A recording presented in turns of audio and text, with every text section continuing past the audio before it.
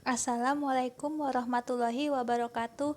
Semangat pagi rekan-rekan mahasiswa. Bagaimana kabarnya? Semoga kalian semua selalu sehat ya. Amin. Oke, kita lanjut lagi ke materi pertemuan ketujuh, Sistem Informasi Akuntansi mengenai Sistem Informasi Akuntansi Pengeluaran Kas.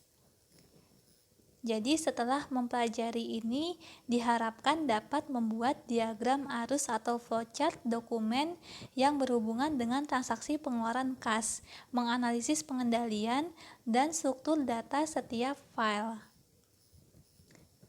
Jadi, sistem informasi akuntansi pengeluaran kas artinya sistem yang dibuat untuk melaksanakan kegiatan pengeluaran dengan cek dan uang tunai untuk mempermudah setiap pembiayaan pengelolaan perusahaan.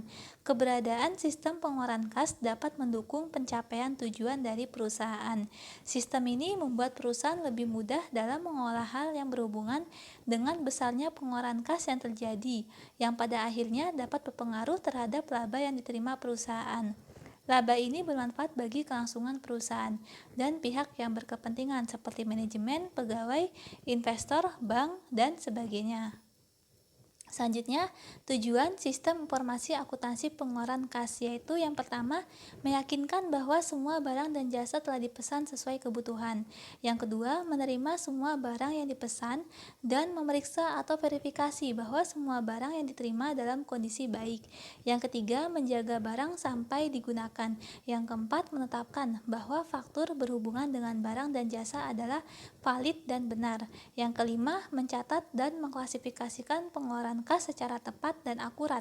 Yang keenam, memposting kewajiban untuk pengeluaran kas ke akun pemasok di buku pembantu utang. Yang ketujuh, meyakinkan bahwa semua pengeluaran kas sesuai dengan pengeluaran yang diotorisasi. Dan yang terakhir, mencatat dan mengklasifikasikan pembayaran kas secara tepat dan akurat. Selanjutnya, tahapan proses pengadaan barang, yaitu yang pertama menetapkan kebutuhan barang, yang kedua memilih sumber pengadaan barang, yang ketiga membuat permohonan atau permintaan penawaran harga, yang keempat memilih pemasok, yang kelima menerbitkan surat pemesanan barang, yang keenam menerima barang, yang ketujuh memeriksa faktur dari pemasok, yang kedelapan melakukan pembayaran kepada pemasok. Selanjutnya, dokumen yang digunakan dalam sistem informasi akuntansi pengeluaran kas yaitu yang pertama, permohonan pembelian, artinya formulir awal dalam siklus pengeluaran kas yang mengotorisasi penempatan pesanan barang. Yang kedua, formulir pesanan pembelian, artinya formulir formal yang disiapkan dari formulir permintaan pembelian untuk memesan barang kepada pemasok. Yang ketiga, laporan penerimaan barang, artinya formulir yang berisi penerimaan barang. Yang keempat, faktur pemasok, artinya dokumen penagihan dari pemasok barang dan jasa. Yang kelima, voucher pengeluaran, artinya dokumen dalam sistem voucher yang mengakumulasi faktur pemasok untuk pembayaran. Yang keenam, cek pengeluaran, artinya dokumen akhir dalam siklus pengeluaran yang memberikan pengeluaran kas kepada pemasok untuk barang dan jasa yang diterima. Yang ketujuh, memo debit, artinya dokumen untuk mengotorisasi retur dan penyisihan pembelian. Yang kedelapan, formulir pemasok baru, artinya formulir yang digunakan untuk memilih pemasok baru berisi data harga, jenis barang dan jasa, pengalaman pemasok, referensi, dan jejak kredit. Yang terakhir, permintaan untuk proposal atau penawaran harga, yaitu formulir yang digunakan dalam prosedur tender kompetitif berisi barang dan jasa yang dibutuhkan dan perbandingan harga dengan syarat pembayaran. Selanjutnya, sebelum menyusun flowchart yang terkait dengan pengeluaran kas, maka harus memahami dulu terdapat beberapa simbol dalam flowchart.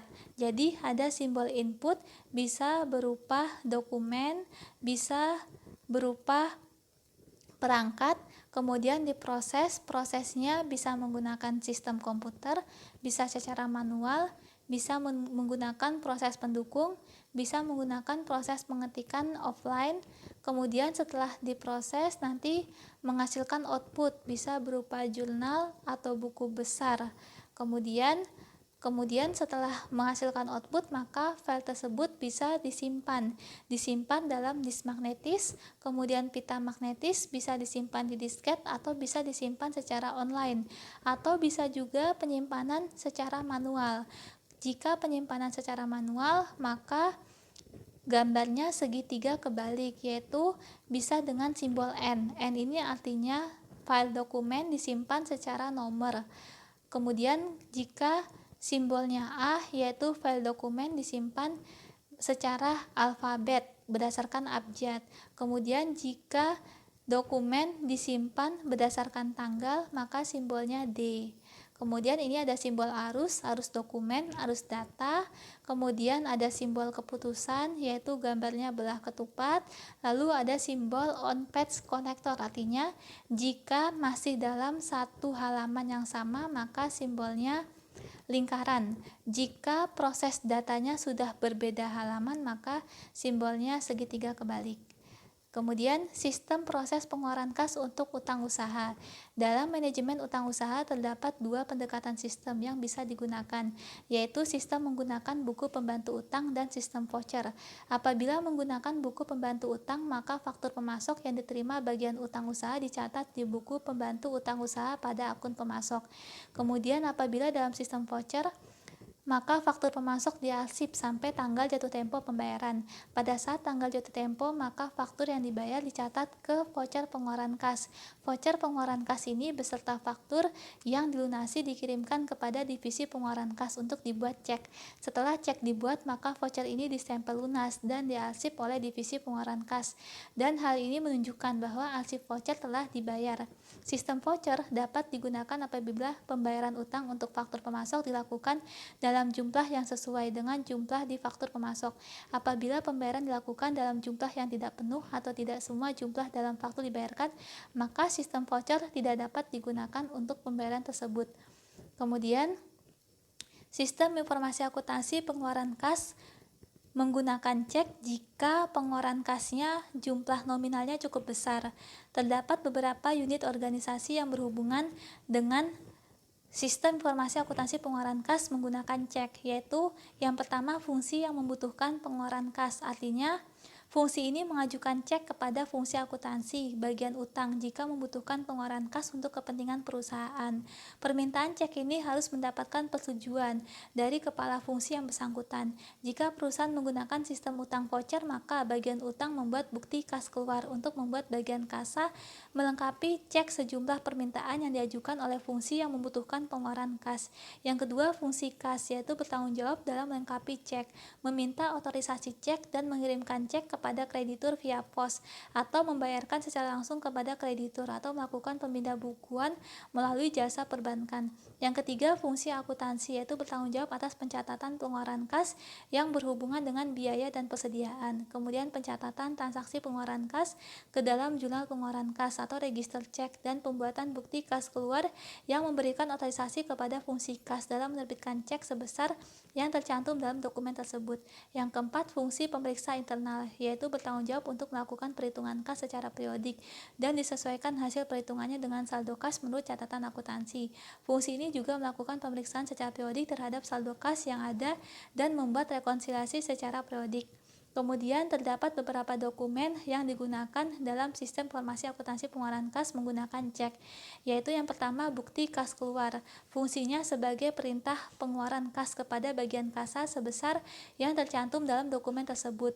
Bukti kas keluar ini juga dikirimkan kepada kreditur sebagai surat pemberitahuan dan sebagai dokumen sumber bagi pencatatan berkurangnya utang.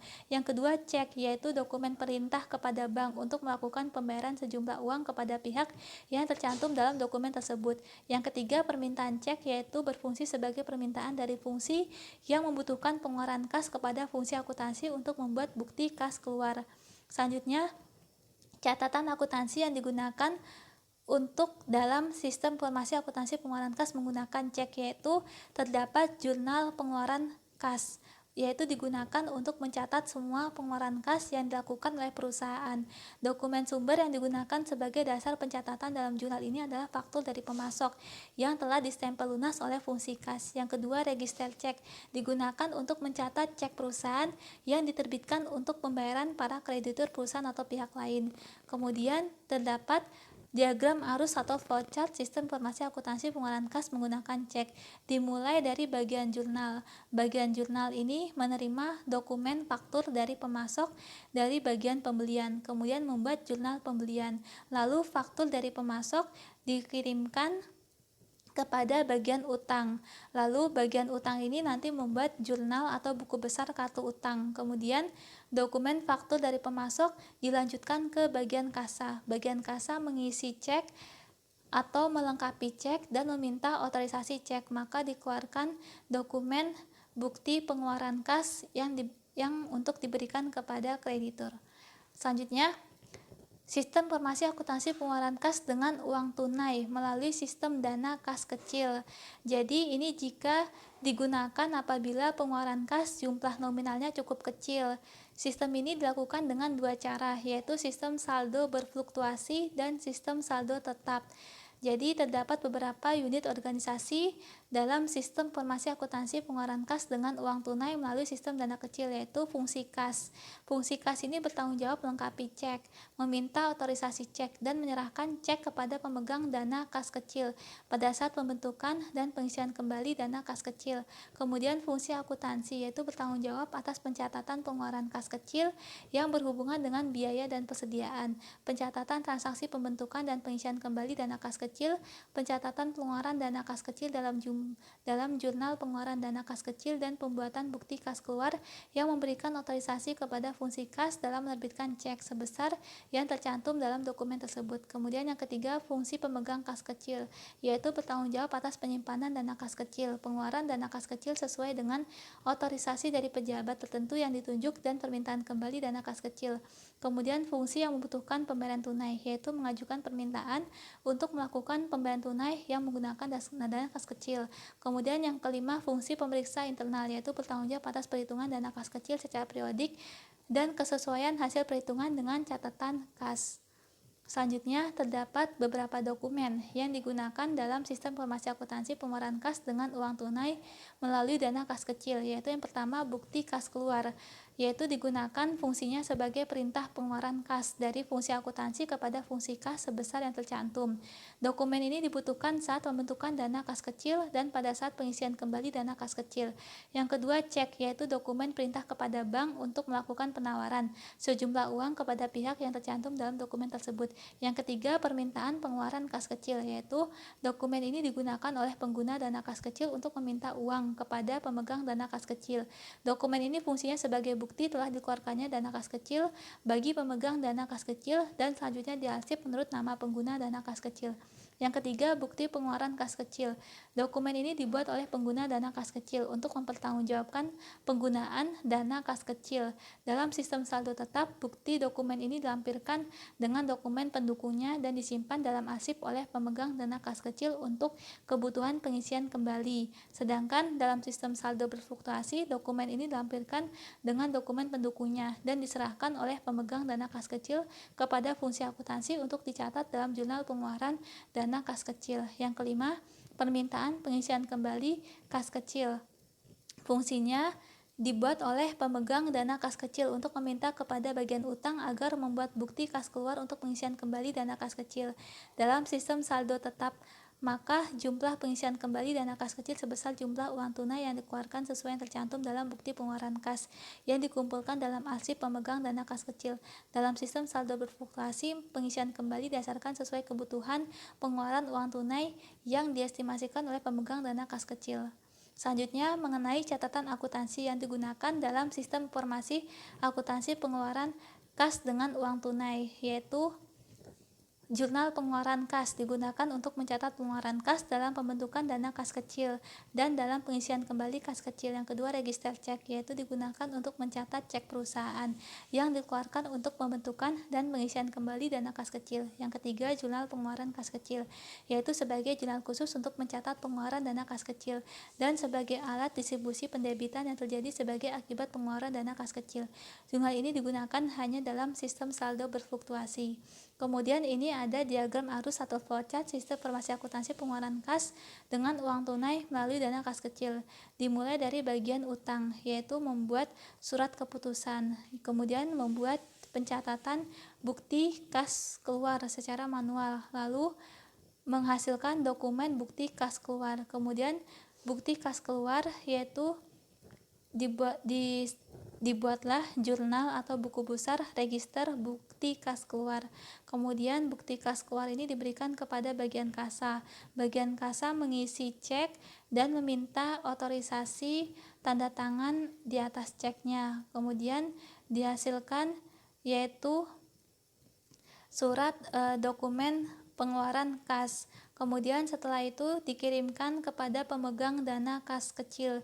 Jadi dokumen bukti kas keluar dan dokumen pembayaran pengeluaran kasnya dikirimkan kepada pemegang dana kas kecil. Kemudian pemegang dana kas kecil untuk mengumpulkan atau kemudian pemegang dana kas kecil melakukan pencairan cek tersebut kepada bank.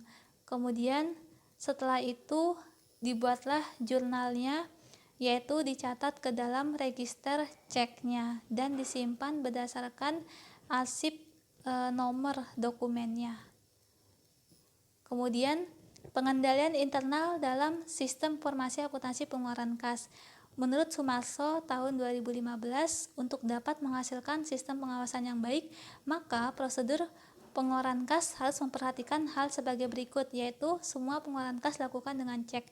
Pengeluaran kas dalam jumlah kecil dilakukan melalui dana kas kecil. Kemudian semua pengeluaran kas harus memperoleh persetujuan dari pimpinan yang berwenang terlebih dahulu.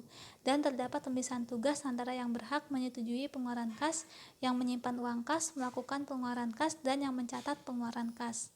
Selanjutnya, menurut Barituan tahun 2016 bahwa ada beberapa prosedur pengawasan terhadap pengeluaran kas yang penting, yaitu yang pertama, semua pengeluaran kas menggunakan cek kecuali untuk pengeluaran kecil dibayar dari kas kecil.